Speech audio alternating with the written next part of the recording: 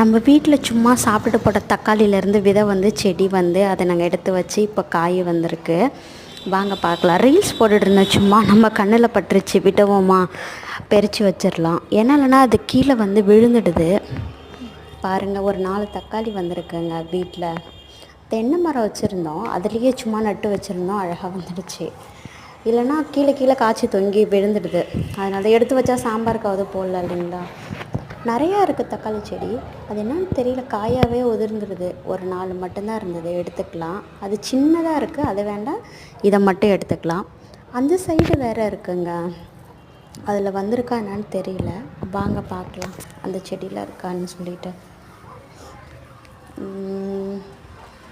இதில் இல்லைங்க, வெறும் காயாக தான் இருக்குது, இதில் எதுவுமே இல்லை. அப்புறம் ஒரு முள்கத்திரி இருக்குங்க, ரொம்ப மருத்துவ குணம். ஆனால் இப்போ ஒன்றும் காய்க்கல. இப்போ தான் பூ வந்திருக்கு, நிறையா குட்டி குட்டி பூ எல்லாமே வந்திருக்கு. இதோட மருத்துவ குணம் என்ன தெரியுங்களா? தெரிஞ்சால் சொல்லுங்கள். ஓகேப்பா, பாய்ங்க. எல்லோரும் சாப்பிட்டீங்களா? எப்படி இருக்கீங்க?